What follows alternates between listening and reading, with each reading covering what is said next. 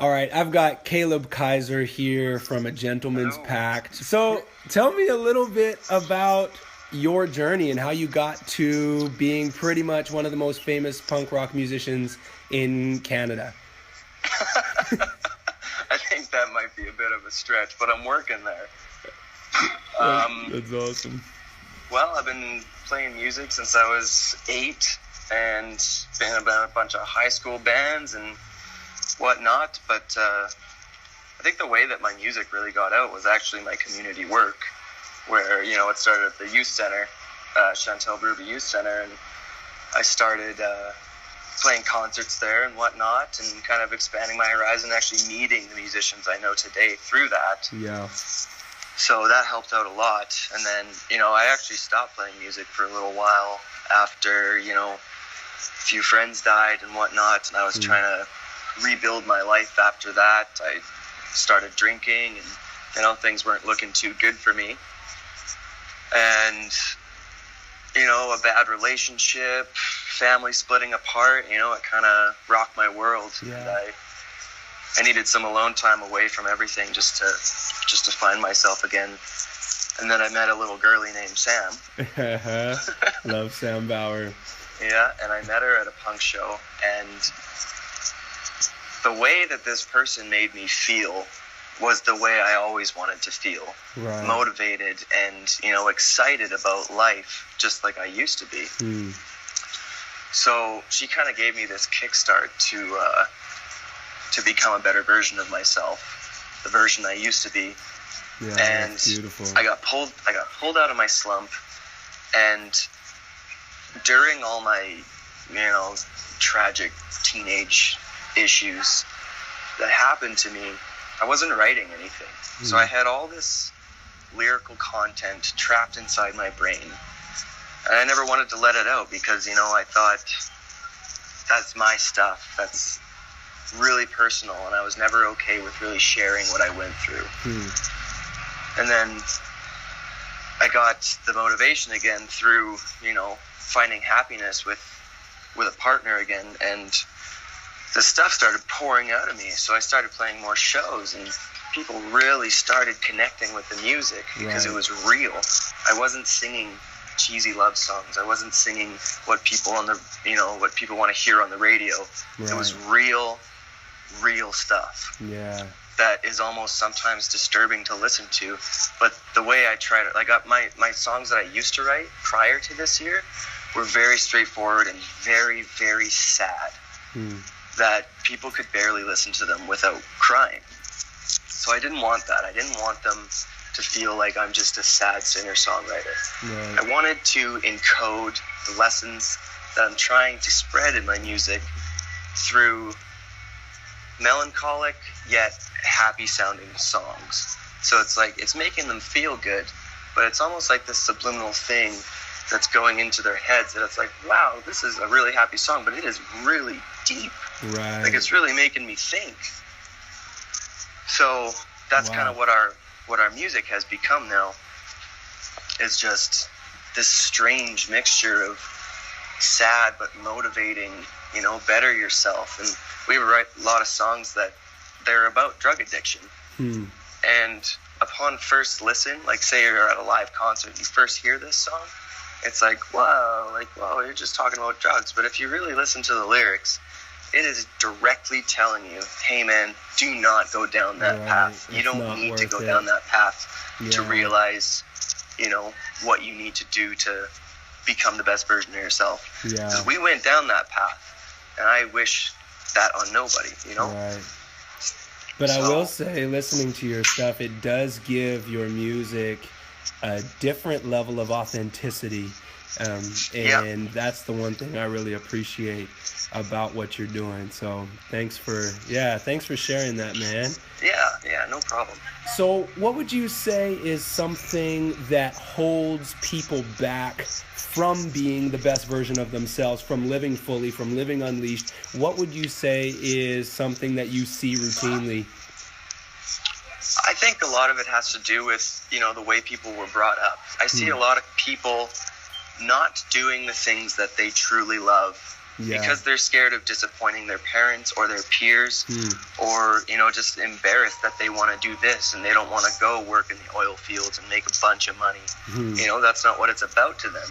But I've experienced that, and when I tell people, even now, like if I tell people at my bar, yeah, I'm a musician, they're like, oh, but like just on the side, right? I'm like, no, that's my job that I created for myself, and I get paid to do it, and I work my ass off to get that. They're like, oh, well, that's not practical. Like you can't actually think that you're gonna make it. I'm like, well, no, I 100% do, and I will, because that's what I want. And I, you know, anyone can do what they truly want to do.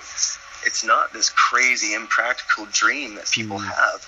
You just have to work like yourself. Like, look what you've created, and you work hard every single day, and you've created this incredible world for yourself and your wife, and it's, you know, why not do that if you have the power to? And so would you say that maybe that's the disconnect, is people don't feel like they have the power to, or that it's totally impractical? And, you know, what would you say that? I think so, and I think that it takes people that are inspiring, like the way you have inspired Sam. She was talking about you just last night, and how, word for word, I want to be like Justin Minot. Wow. You know? That's and humbling, man. It's people that are doing the things that they love, that can show that, look what this has brought me. Look at the people that I've inspired and whatnot. And, you know, I think in order for, like, people need to see that in order to convince themselves that, yeah, they can do whatever they want. Well, I got to send that right back at you. You and Sam are an inspiration to me as well. You're the type of people that keep me going on my journey. I mean that. I really do. I appreciate that. So we heard a bit about your journey, but was there a moment for you, like a defining moment that you said, okay, this has got to be, my life has to be different, you know, or something that really led you, a catalyst moment in that? It's kind of hard to pinpoint exactly what happened, but it was more of a slow burn. Yeah. Because after my friends passed away, I didn't want anything to do with anything. You know, I dropped out of school. I started drinking. I was done. I thought that, you know, my life was over because I lost the most influential people in my world. It's like, okay, well, who's going to inspire me now? You know? And the more and more I had that in my head, the more and more it started not to make sense why I would let something like that hold me back.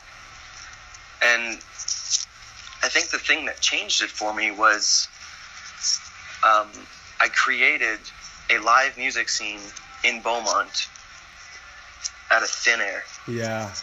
Just, it all started with an acoustic guitar, and I walked into a bar. The guy walks into a bar. Yeah.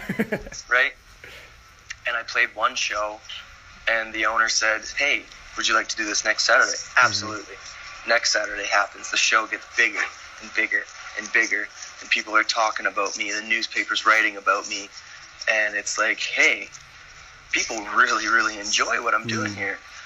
So then I create a bar, Live City, and I become manager, and I put on some of the best shows Beaumont has ever seen. And I think it was that when I realized how important music was to people that aren't even like me. You know, they don't even go out to Edmonton to go to live shows, and that's not their world.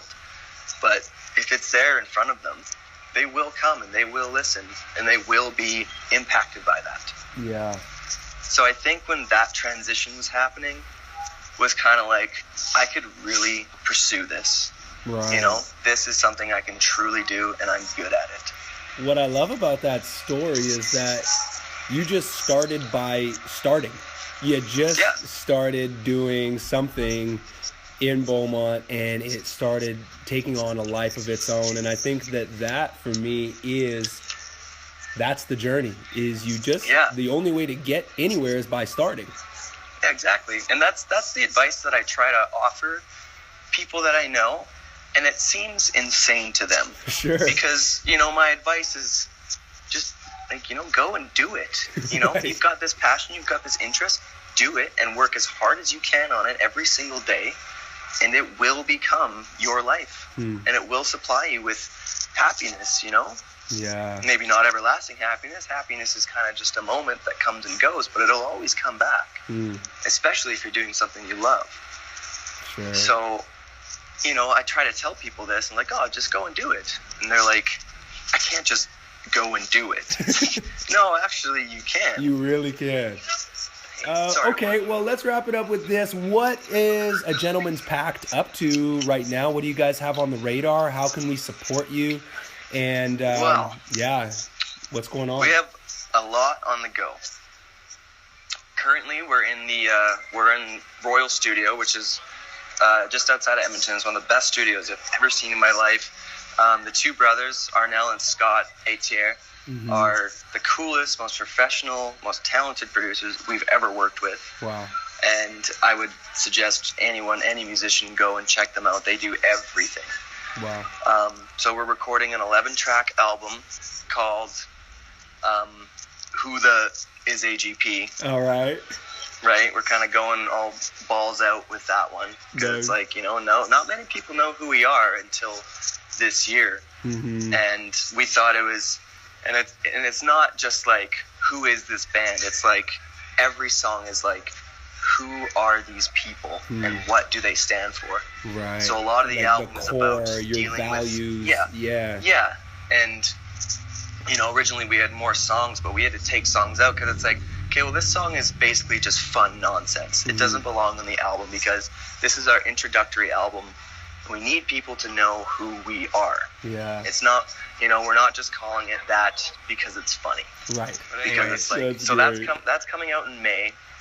When we got invited back to Canadian Music Week this year, we had to apply last year, but apparently we were liked, so we got invited back this year. Brilliant. So we're going to do that, and we're going to do 5 or 6 stops on the way there to play. And then we get back, we release our album, do a kind of mini Edmonton tour for the album, and then we go hopefully back on tour with some BC and Toronto bands out to the West Coast. Yeah. And then that's all we got planned for this year. But we also have another album coming out, kind of a cool story. There was a band we used to listen to when we were kids called Abandon All Hope. And like they were like the ultimate celebrities to us. They were our idols.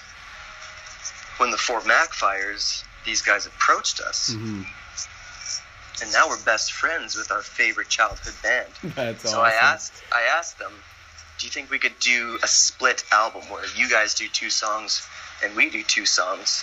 And they're like, totally. I'm like, oh my God. So yeah, now we're doing a split album with them.